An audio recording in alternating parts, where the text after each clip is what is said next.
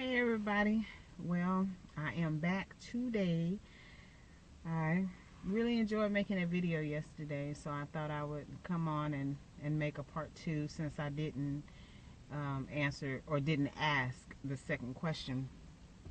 And so what I basically wanted to do was not necessarily recap, but to mention what the first question was actually supposed to ask. And so the question was, I'm gonna look at my paper, so if I'm looking down, I apologize, but it's how can you positively react to something or someone when it makes you feel irritated, uncomfortable, or emotionally displaced? And so we talked a little bit about that yesterday, and so what I want to touch on today is just piggybacking off of that yesterday. Now you've reacted, and it may not necessarily be the way that you want to have reacted, and so now how do you recover from that? And so I wanted to give you 5 tips or 5 steps on how to recover from negatively reacting to a situation or to someone, and it may have caused you some embarrassment or for you to feel regretful. And so the first step is just to calm down. I think a lot of times, we have a difficult time figuring out how to fix a problem or to correct our behavior because we're still wound up pretty tight from whatever has happened. Right or wrong, whether it is you feel like you were justified in reacting the way that you did, or you feel like maybe you overreacted. Either way, you're probably still wound up a little tight from the situation altogether. And so the first step is just to calm down. A lot of times, because I don't have girlfriends or people that I can really I'm not going to say that I can, but people that I routinely talk to. Occasionally there will be someone that I trust in my path that I can say, hey, let me throw this scenario at you and you tell me what you think. I don't use names. I don't specify whether I'm involved, and I kind of take it from a very generic standpoint, because what I'm looking for is unbiased. I want to say this way because this is important. I don't want to look for a yes person. I don't want somebody to co-sign on anything that I've done. People co-signing on things that are wrong, or things like that. So I want them to view the situation unbiased. I want very raw honesty, and I also want for that person to consider put themselves, to change places, to be in that situation as if it were happening to them. Now, I know that you're probably going to say, well, you can't be unbiased if they feel like it's happening to you. My consideration of being unbiased has to do with them not knowing that I was the person that was involved. You have some people, when they love you, they don't necessarily want to say anything about your bad behavior or you overreacting or anything like that. Sometimes you have people, it doesn't matter whether you're right or wrong, they're quick to say, oh, I'm ride or die, nobody gonna mess with my family, da da da da. And that to me is funny behavior, because at the end of the day, if they are co-signing bad behavior, then they're also co-signing the punishment that comes with that bad behavior. And I don't think that they are willing to suffer the consequences of your bad behavior along with you. I'm not going to be that person. So I'm sorry if you come and have a dialogue with me about something that you've done and you have demonstrated behavior. If you ask my opinion, and that is the way that's what I use as a segue a lot of times. People will come and talk to me, and my question to them is, are you needing me to just listen to what you have to say, or are you looking for feedback? Because if you're looking for feedback, you know, and you know who you've come to, you realize that this is me, that you know I'm going to give you feedback based on the rights and the wrongs. And you know, I don't really get in a gray area. I do get into circumstance and compromise. I don't think that, you know, we should get in a habit of sacrificing, so to speak, in you know, our morals. We don't want to sacrifice our morals for the sake of being popular, you know. So we want to be careful when we render our opinion about something that, you know, you have really looked at the situation with them to try to find ways that they could have addressed whatever was going on. So at any rate, we want to calm down. So I, you know, if I speak to someone else outside of the situation, I'm definitely, I want to invest my time in someone that will, you know, first be unbiased. So, secondly, that they will be honest with me, and thirdly, that they will be able to take that situation and step in the middle of it and try to, you know, not just point fingers at me if they don't agree with how I reacted, but to be able to see, you know, what would they do if they were in that situation. And so the second thing is, don't panic. You know, people have misunderstandings, and the way that the human psyche works, we always interpret behavior differently than other people, than the other person does. So if you have a situation where, like, I'll give you an example. For me, one day, you know, I didn't like something. I'm slap my hand right now, but I didn't like something, and I was trying my best, because this person was trying to force the issue, and I was really trying my best to communicate that no thank you, you know, no thank you. And they just kept pushing and pushing, and finally, you know, I kind of snapped a little bit. You know, I said something, and I said it in a very stern voice, and it wasn't cute. It wasn't cute. But I really felt like I had been kind of backed against a wall, because I just felt like they were not listening to me. And so the funny thing is, I calmed down, I took a step back, and I went to talk to them about it, and just kind of verbalize, you know, how that made me feel, and how I felt like, you know, I know it's not their fault. My action and reaction to any situation is 100% my responsibility. And people are quick to say, well, they made me feel, or they made me. Nobody can make you do anything. You know, how you choose to react is 100% on you. And so, you know, I wanted to say so badly, look what you made me do. But I didn't say that. I went and I expressed myself. And the person that I was dealing with looked at me and said, when did that happen? And I just cracked up laughing, because it was so much worse on my part than it was on their part. They didn't take it that I snapped at them. They didn't take it that I was being, you know, stern or anything like that. They did not receive my reaction to the situation that way, because they are very laid back, easygoing. You know, they diffuse situations very quickly and easily, because they just have, it's not that they don't care, but they just don't allow different elements of life to impact them the way that people, like, I mean, I have issues with things being in a certain order, you know, germs and all these other hang-ups and stuff, and I recognize my faults. I'm working on them. But they're just not bothered by a lot of things. Whereas me, one of my biggest pet peeves is people being disrespectful to me, especially when I feel like it's unwarranted.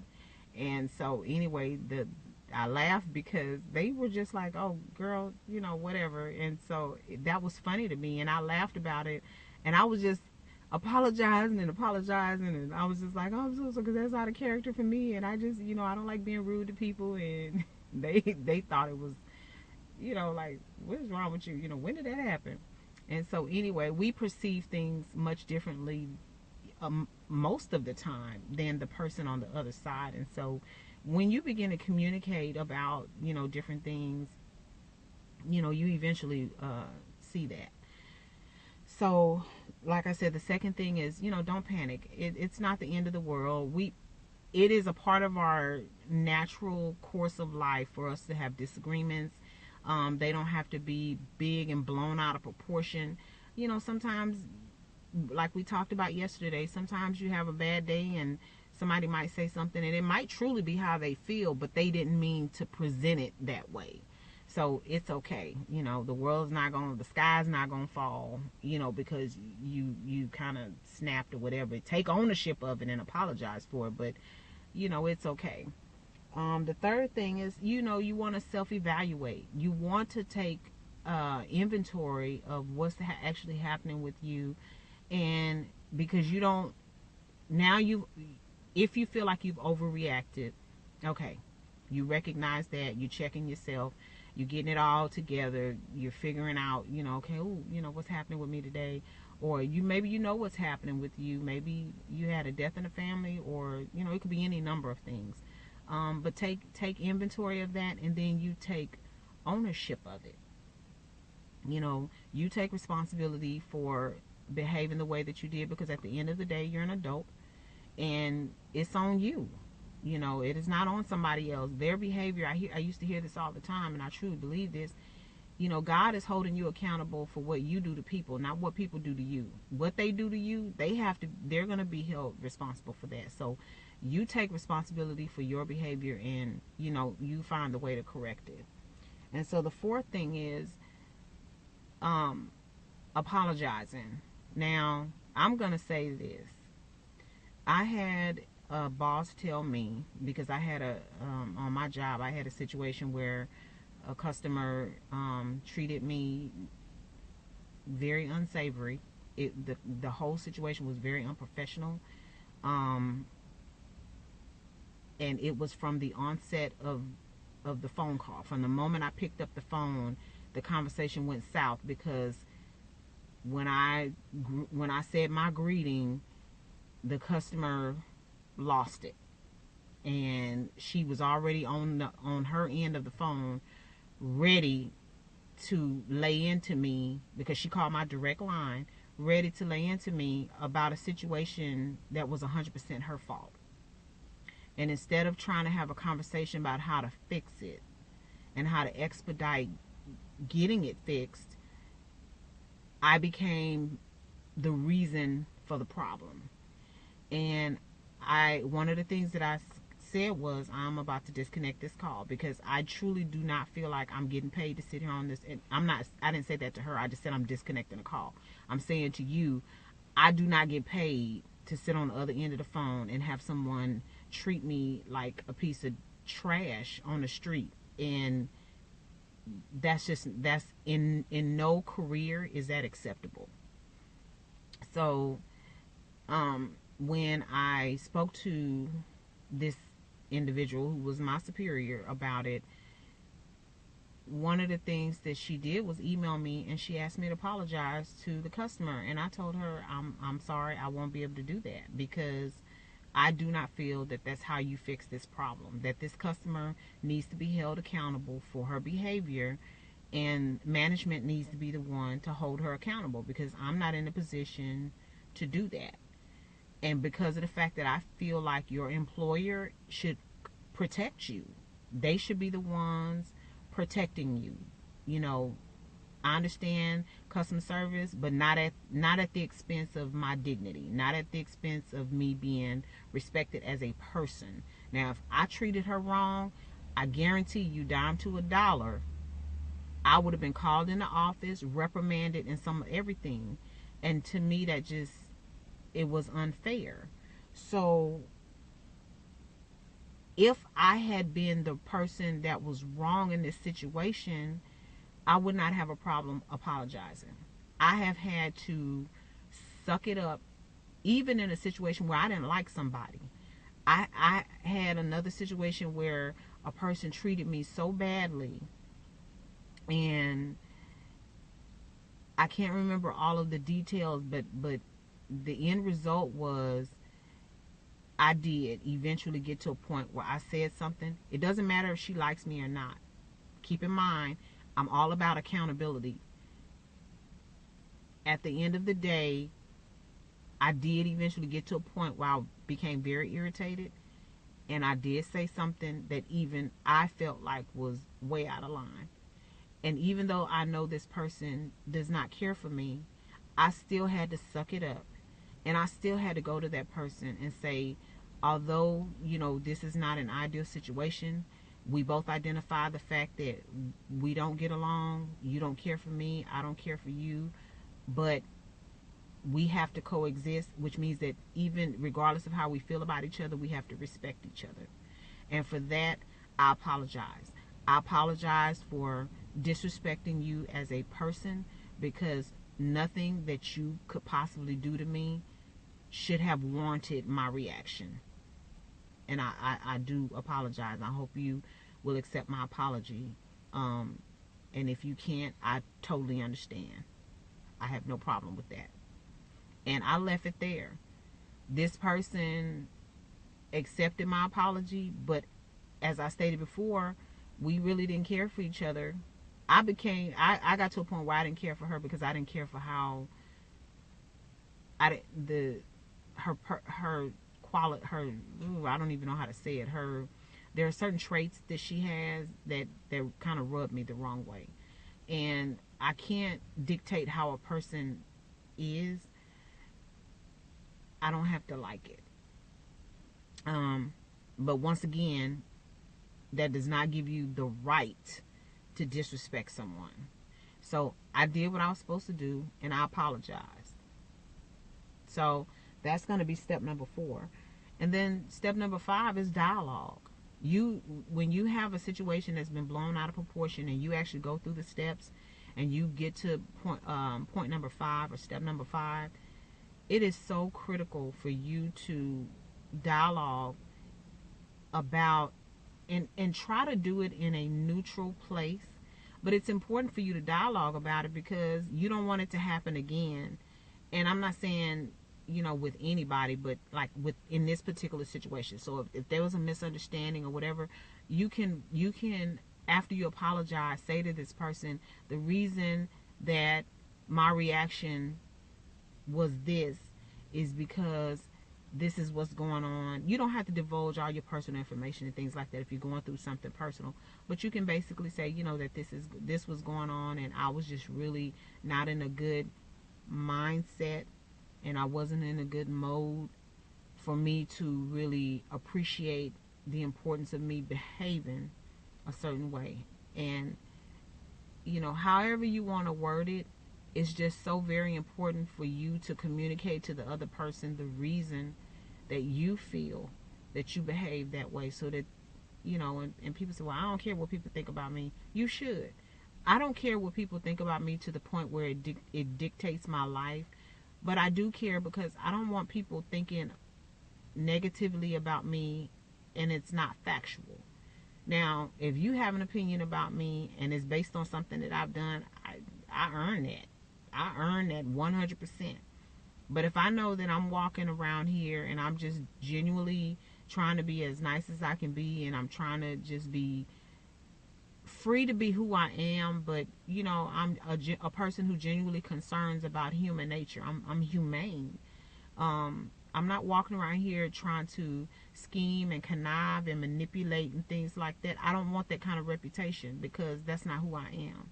So it does bother me if people have the wrong perception of who I am, because I grew up learning that your word is your bond. Your reputation is all you have. You can have all the money in the world, but if your reputation is rank, it doesn't matter. People, they may want to do business with you, but they more than likely will have trouble trusting you. And trust is a huge issue in every relationship that you intend to build.